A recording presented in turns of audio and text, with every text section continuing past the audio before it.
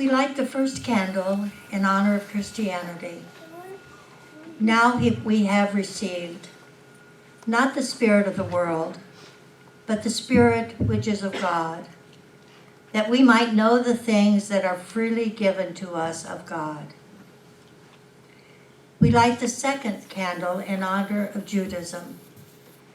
We must conclude that nothing is outside of God. This applies to everything that exists, large and small. They exist solely through the divine energy that flows to them and clothes them itself in them. So divinity flows and inheres in each thing that exists. This is the secret meaning of the verse. God's presence fills the entire world. We light the third candle in honor of Sufism. Our heart is a polished mirror. We must wipe it clean of the veil of dust that is gathered upon it, because it is destined to reflect the light of divine secrets. We light the fourth candle in honor of Hinduism. The mind is susceptible to suggestions.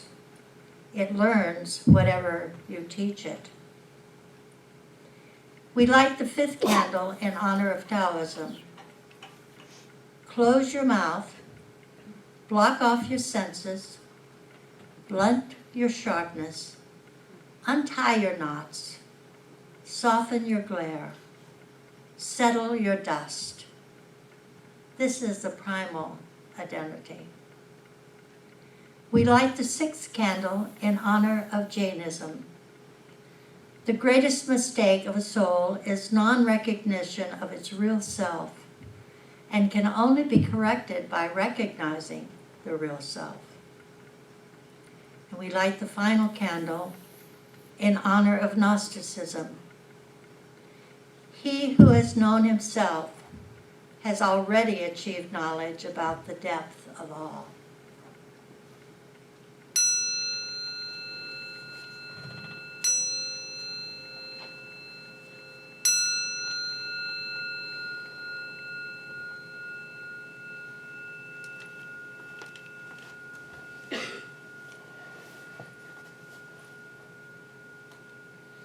I thought this morning is from Emma Curtis Hopkins.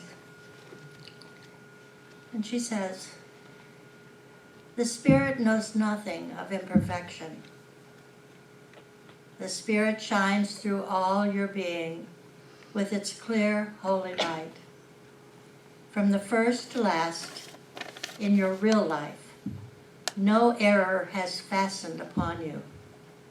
Therefore, there is no disease or imperfection in you." So let's take those words into our hearts and minds and just contemplate them for a few moments.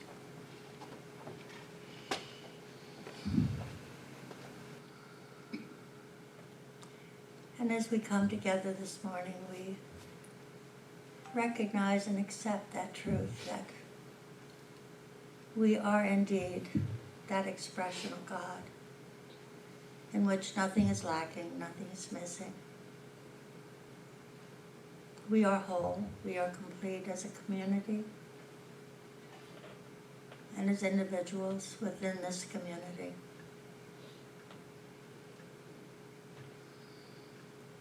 We accept this as our truth and know that it is such a blessing to be together, to be of one mind, to be community.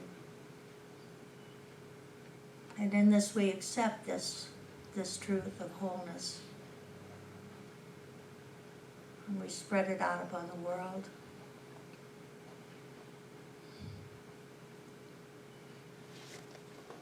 Knowing that wherever our thoughts go, there is indeed the peace of God, the love of God, the allness, the wholeness of God.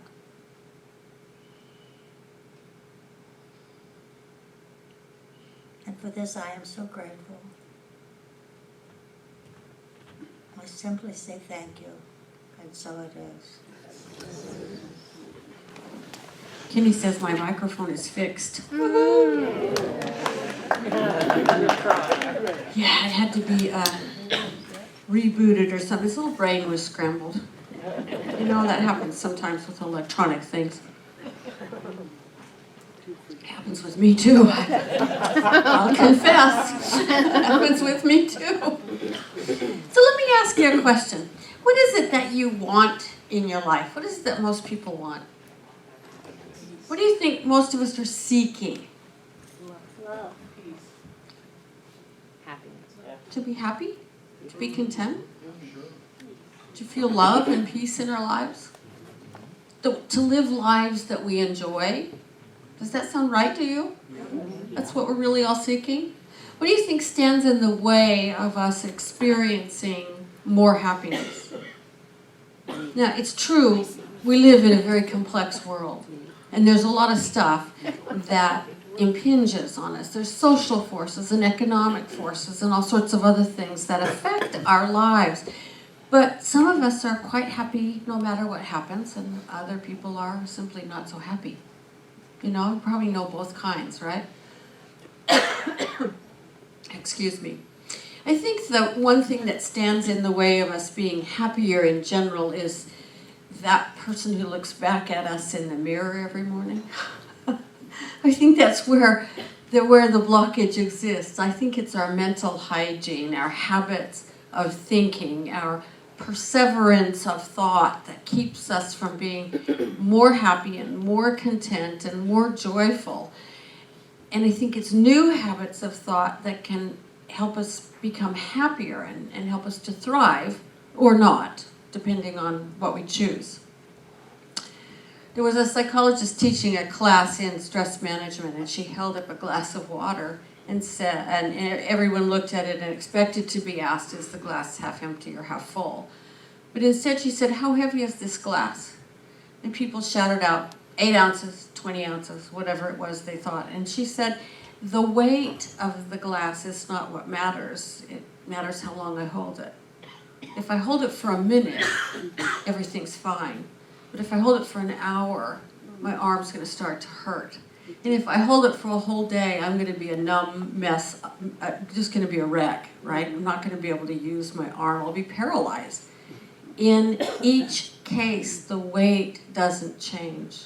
But the length of time that I hold it, the longer I hold it, the heavier it becomes. And that's what happens with things we worry about, things we fret over, things we stress about, things we resent. Those moments, those places in our lives where we can't forgive. We think about them for a long, long time, and then they get really, really heavy. Really heavy. What we habitually think about affects everything that we go through in life. Close your eyes for a second and think about your biggest problem right now. What's your biggest problem? Just turn it over in your mind. And notice how you feel. And now think about something you're really, truly grateful for. Or someone that you're really, truly glad is in your life. Or some part of your body that works so well, you're always grateful for it. And think about how you feel now. Just that little tiny moment causes such a shift in the whole room. I can almost see it.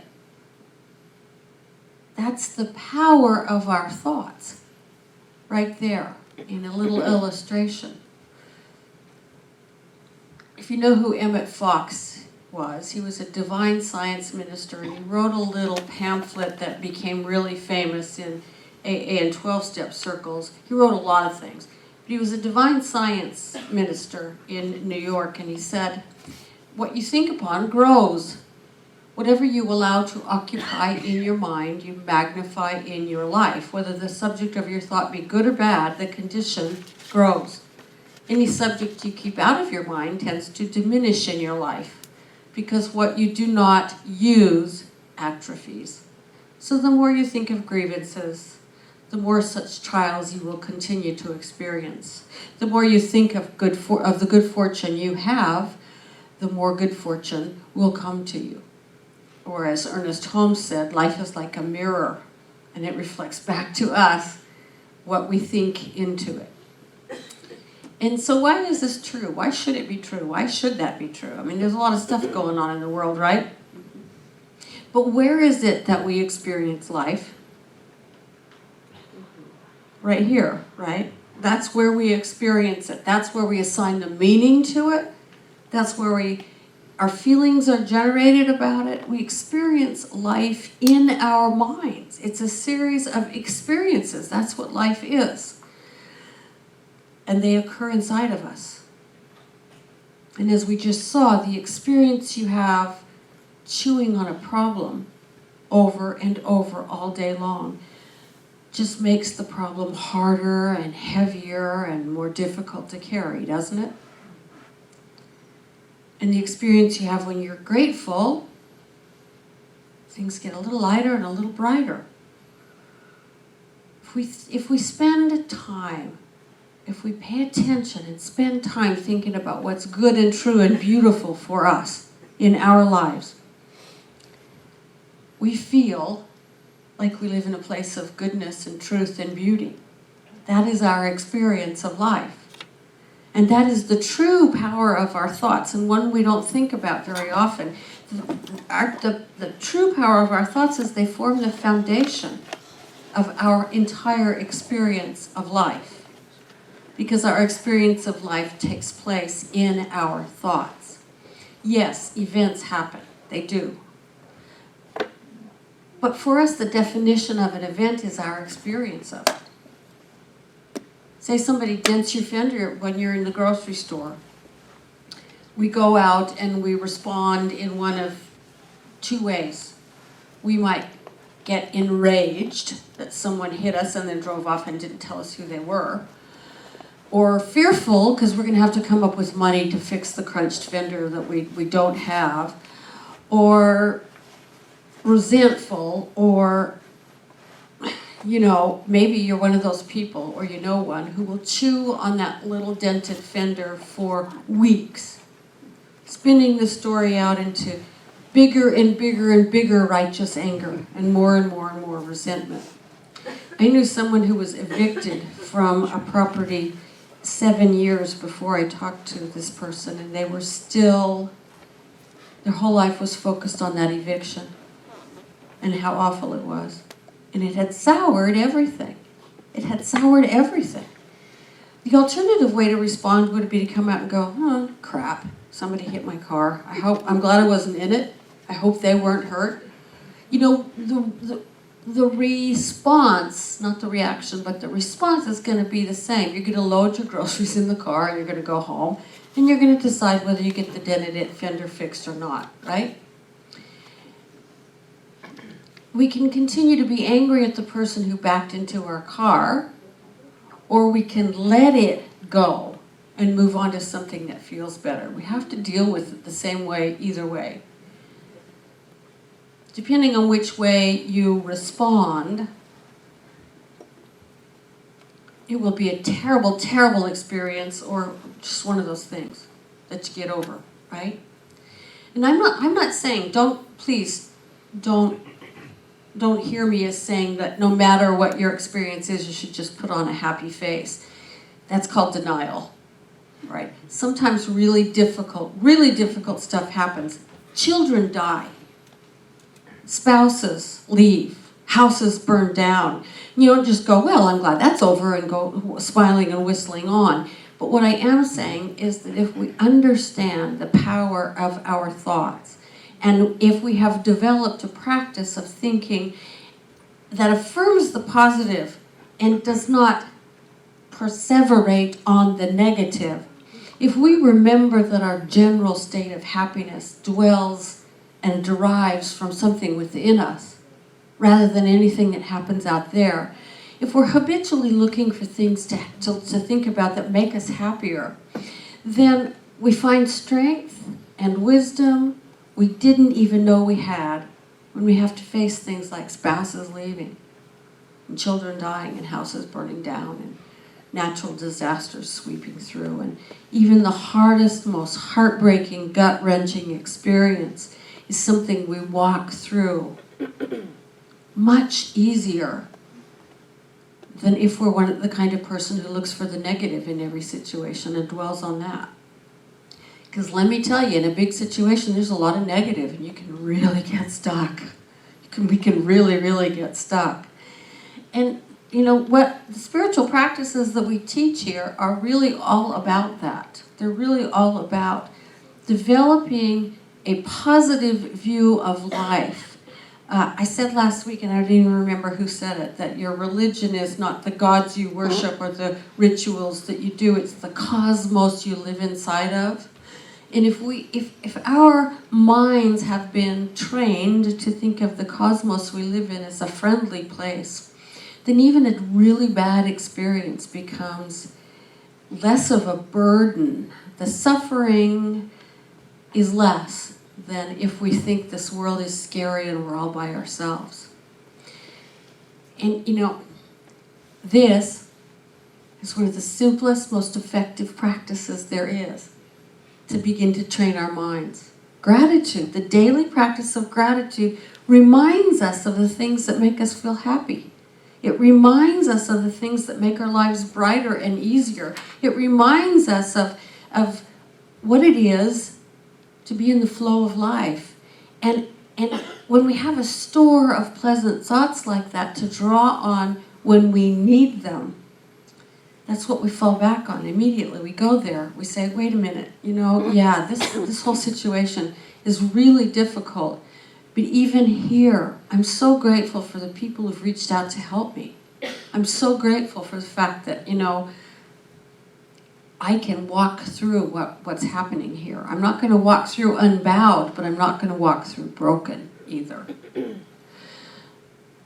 The other thing is, the more we know about how we think, the more we can decide which subjects we want to keep out of our minds, so to speak. Resentment is a great one to think about. I make a negative judgment about someone, and I can either hold on to it and repeat it and keep judging them and keep bringing them into mind and judging them and finding other things to be really pissed off about.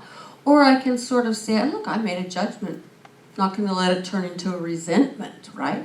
But if I carry that person around in my mind and relive and relive and relive the pain that they caused me, I suffer. Nothing happens to them. Yeah. I suffer and suffer and suffer. And it gets harder and heavier and harder and heavier to carry. What I'm saying is that once we start to pay attention to what we think about, we can start to see the patterns that we might want to intercede with. We might want to stop the pattern of bringing that person up to judge. Oh, here's my allotted time to judge so-and-so, right? I used to do that all the time. You know, many years ago, I stopped drinking alcohol. And after my head cleared, I realized that I used, when my head cleared and I could see my thoughts a little more, I used pretty much every painful thing that happened to me as an excuse to drink. So, like every day I had an excuse, right? Every day I had an excuse to get smashed because I was looking for things to suffer about. And so I had to change my thinking habits along with my drinking habits. I had to rearrange the way I thought, because if I hadn't, I never would have stayed sober. I had to rearrange my thinking and learn to stop thinking about my problems on a constant basis. I had to learn to stop turning a slight into a resentment. I had to stop turning a judgment about someone into hating them. I had to stop focusing on the negative and turn that around. One of the first patterns I saw was that, and this is something that we learn is that I judged other people because I was convinced they were out to make me unhappy. I mean, that's really cockamamie, but it's something that lots of us believe, right? People are out to make us unhappy. The world is out to make us unhappy. That was my view of the cosmos at that time. But this philosophy taught me that I was a powerful being. This philosophy taught me that I can change the way I perceive and think. This philosophy taught me that my judgments of people have nothing to do with them and everything to do with me. It taught me that their judgments of me have nothing to do with me, and I can let them go. This philosophy gave me practical tools to work with my habitual thought patterns. And the result is that I don't have a long list of reasons to drink anymore. You know, I haven't had a reason to drink in 34 years. And I still go through stuff I don't like. We all do. That's part of breathing. You know, if you're human, you're going to run up against stuff that's difficult. It's the way life is. It's not always simple. We do things like, forget to put gas in the car and run out at a minute when it's really a pain in the you-know-what to run out. Or we have an altercation with somebody and both of us wind up with hurt feelings. Or our dog gets sick, or our spouse gets ill and has to have surgery, or whatever it is, we have to walk through things, painful events and illnesses and loss and heartache.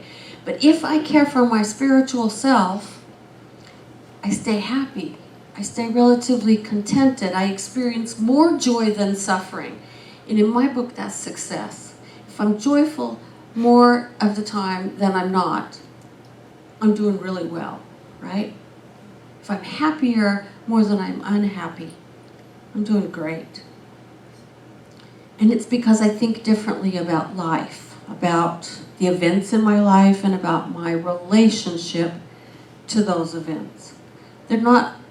Nobody's doing anything at me. There's nobody on this earth who sets out to make me unhappy. I got that finally. I know that to be the truth, right? Except me. Sometimes I do. Do you ever find yourself in those days? I just hate to even admit this, but I'm going to. Do you ever find yourself having one of those days where you're just, somebody called it pissosity, and you know it, and you're just not ready to give it up yet? You're just going to stay bratty that day and stay angry and be pissed?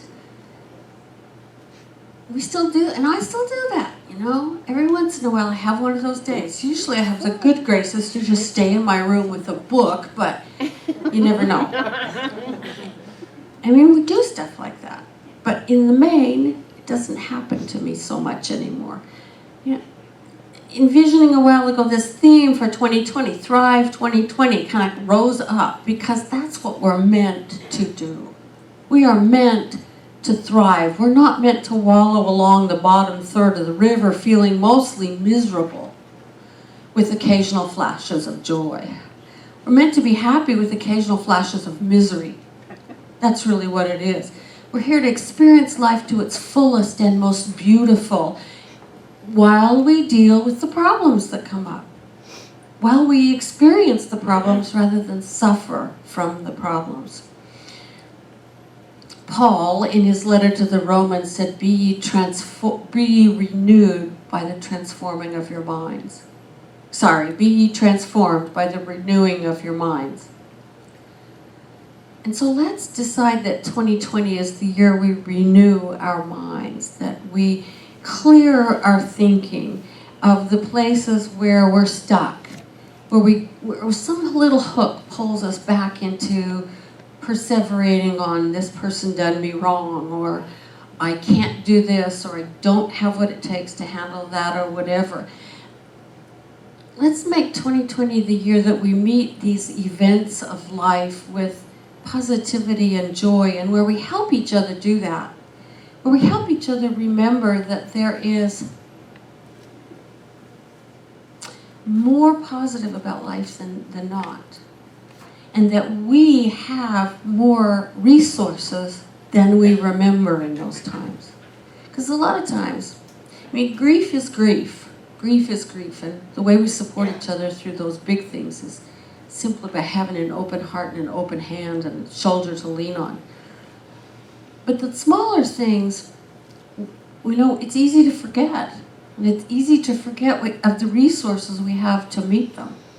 And it's easy to feel victimized by them. And it's easy to find ourselves unhappy for a long time over something less than major.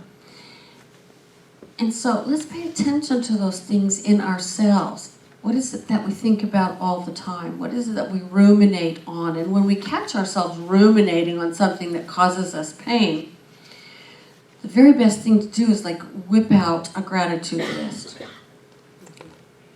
Pull out a piece of paper and make a list of the things in your life that make you happy and that you're grateful for. Think about the good things you possess, the things and the characteristics that you possess. In love, in friends, in creativity, in opportunity, in what you've learned, in what you love in life, in what's beautiful around you.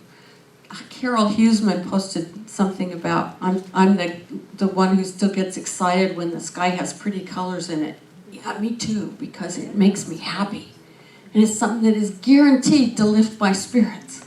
So go and find a sky that's lit up with pink and purple stripes or something, you know.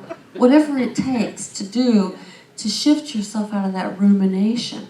And the next time you find yourself resenting, just remember that resentment, the definition itself tells you what you're doing, right?